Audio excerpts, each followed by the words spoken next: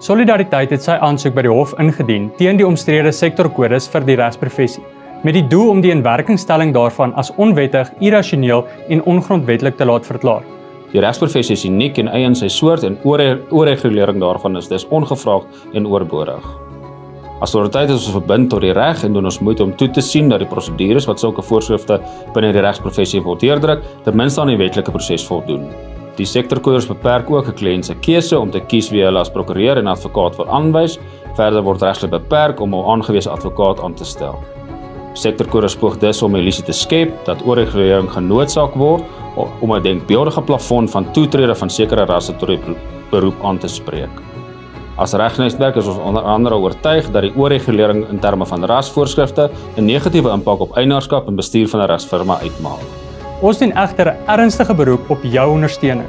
Ten einde jou misnooi en besware teen die regssektorkodes duidelik te maak, rig Solidariteit se regsnetwerke uitnodiging aan alle regspraktisyns om jou stem te verhef en jou steun aan hierdie saak te wys deur ons ondersteuningsblad in te vul.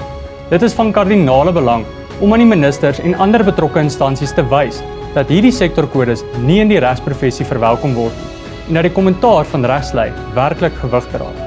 Steun die Solidariteit regsnetwerk. Wees trots op jou firma. Beskerm die regsprofessie.